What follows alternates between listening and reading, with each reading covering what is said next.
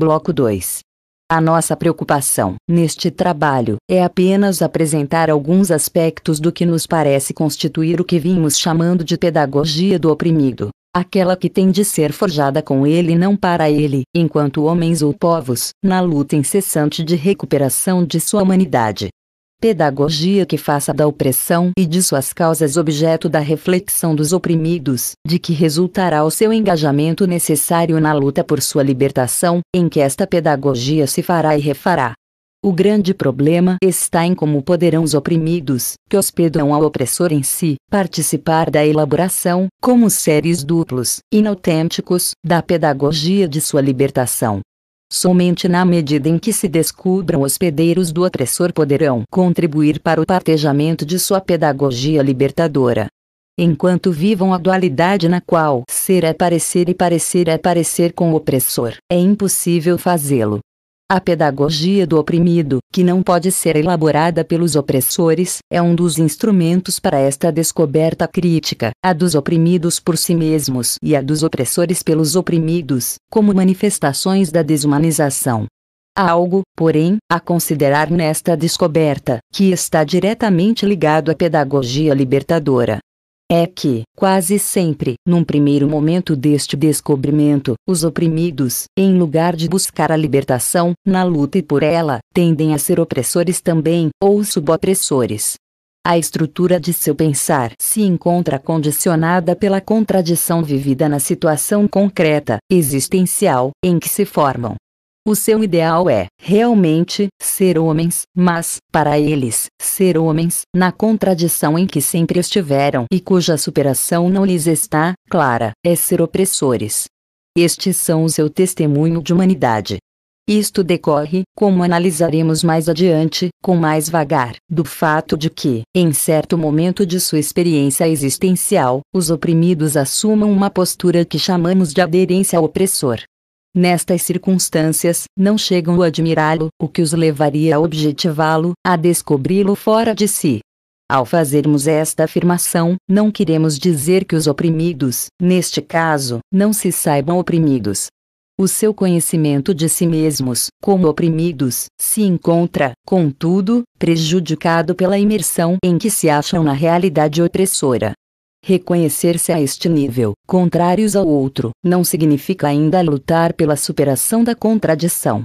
Daí esta quase aberração. Um dos polos da contradição pretendendo não a libertação, mas a identificação com o seu contrário. O homem novo, em tal caso, para os oprimidos, não é o homem a nascer da superação da contradição, com a transformação da velha situação concreta opressora, que cede seu lugar a uma nova, de libertação. Para eles, o novo homem são eles mesmos, tornando-se opressores de outros. A sua visão do homem novo é uma visão individualista. A sua aderência ao opressor não lhes possibilita a consciência de si como pessoa, nem a consciência de classe oprimida. Desta forma, por exemplo, querem a reforma agrária, não para libertar-se, mas para passar a ter terra e, com esta, tornar-se proprietários ou, mais precisamente, patrões de novos empregados. Raros são os camponeses que, ao serem promovidos a capatazes, não se tornam mais duros opressores de seus antigos companheiros do que o patrão mesmo. Poder-se-ia dizer, e com razão, que isto se deve ao fato de que a situação concreta, vigente, de opressão, não foi transformada. E que, nesta hipótese, o capataz, para assegurar seu posto, tem de encarnar, com mais dureza ainda, a dureza do patrão. Tal afirmação não nega a nossa, a de que, nestas circunstâncias, os oprimidos têm no opressor o seu testemunho de homem.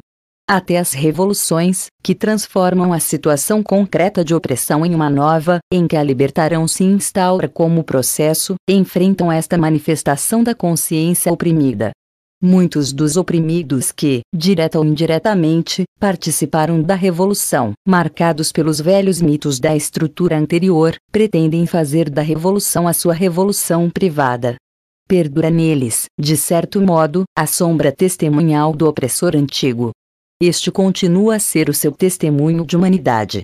O medo da liberdade, de que se fazem objetos oprimidos, medo da liberdade que tanto pode conduzi-los a pretender ser opressores também, quanto pode mantê-los atados aos status de oprimidos, é outro aspecto que merece igualmente nossa reflexão. Um dos elementos básicos na mediação opressores-oprimidos é a prescrição. Toda prescrição é a imposição da opção de uma consciência a outra. Daí, o sentido alienador das prescrições que transformam a consciência recebedora no que vimos chamando de consciência hospedeira da consciência opressora. Por isto, o comportamento dos oprimidos é um comportamento prescrito. Faz-se à base de pautas estranhas a eles, as pautas dos opressores. Os oprimidos, que introjetam a sombra dos opressores e seguem suas pautas, temem a liberdade, à medida em que esta, implicando na expulsão desta sombra, exigiria deles que preenchessem o vazio deixado pela expulsão, com outro conteúdo, o de sua autonomia.